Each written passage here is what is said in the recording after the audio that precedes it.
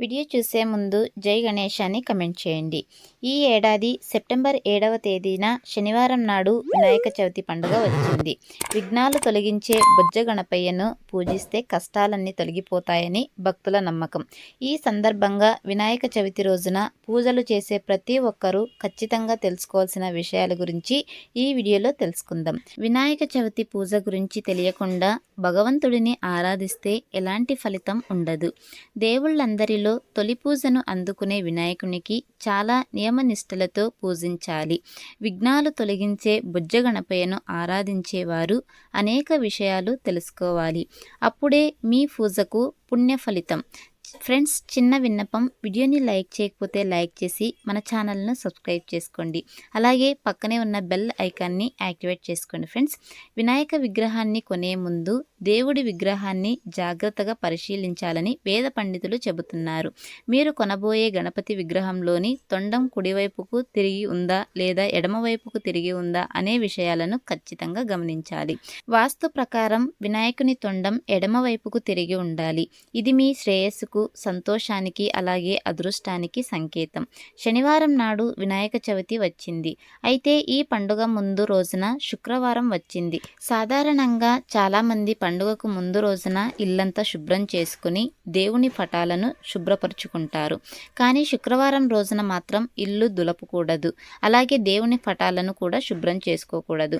కాబట్టి గురువారం నాడు మీ ఇల్లంతా శుభ్రం చేసుకుని దేవుని పటాలను శుభ్రం చేసుకోండి. ఇక పూజకు కావలసిన సామగ్రిని మొత్తం శుక్రవారం సిద్ధం చేసుకోవచ్చు.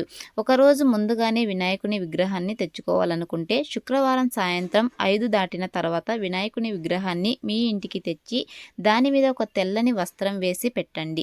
వినాయక చవితి రోజున గంగాజలంతో వినాయకుని విగ్రహాన్ని శుద్ధి చేసి పూజా కార్యక్రమాలు ప్రారంభించాలి.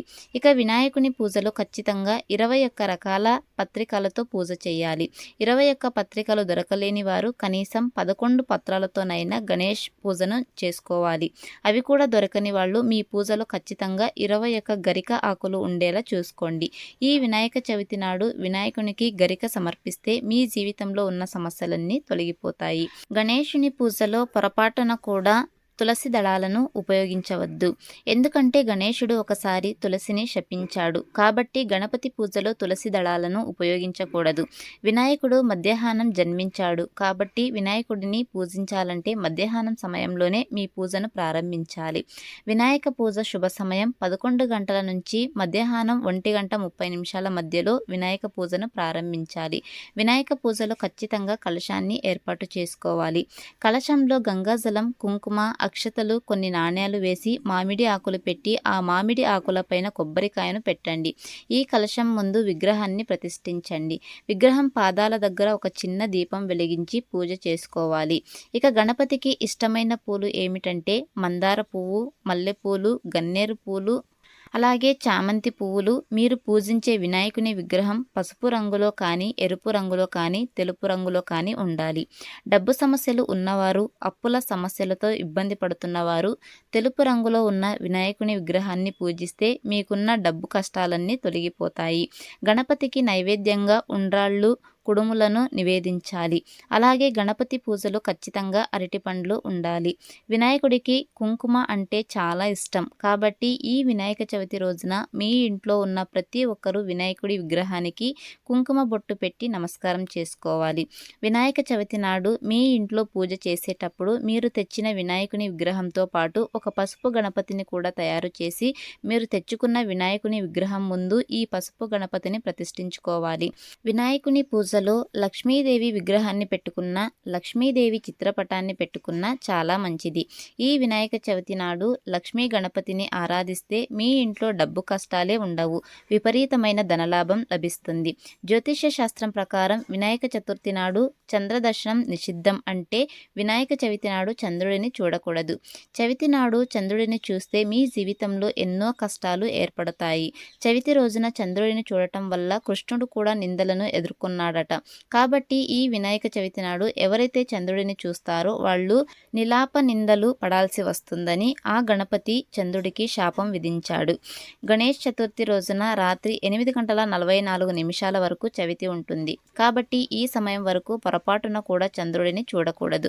ఒకవేళ పొరపాటున చంద్రుడిని చూసినట్టయితే మీ పూజ గదిలో ఉన్న అక్షితలు తల మీద వేసుకుని వినాయకుడిని క్షమించమని అడగాలి.